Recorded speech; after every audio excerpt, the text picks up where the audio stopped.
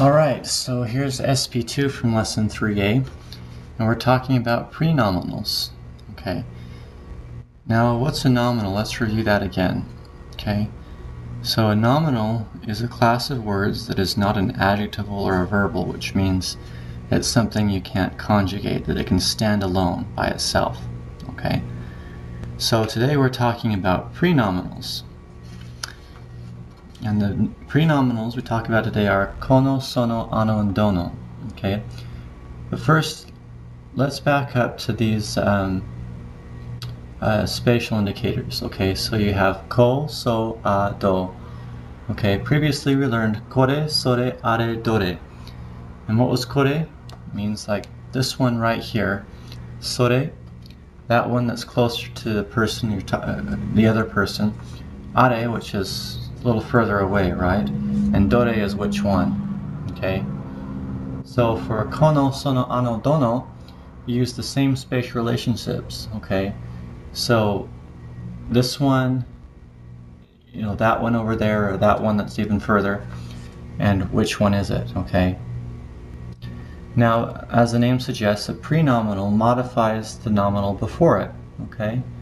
So with kore, sore, are, and dore, they can exist by themselves. They are nominals. Okay. You don't modify them, and they're, you know, and they work by themselves. In contrast, kono, sono, ano, and dono cannot exist by themselves. They have to modify something. Okay. So let's take an example here with jisho, like we talked about before. We might say kono jisho, like you're showing this someone. Okay. Yeah, that should be a sore there. That would make more sense. Drop my pen. Anyway, we won't worry about that.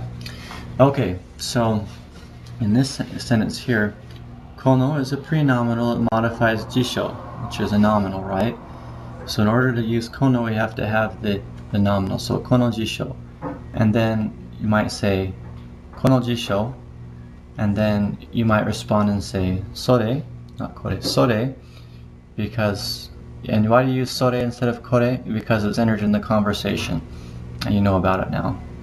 That's the last lesson. Anyway, sore, just like these ones, is a nominal because it exists by itself.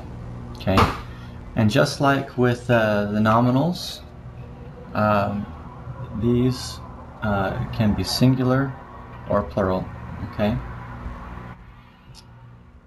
and yeah, so those are the nominals.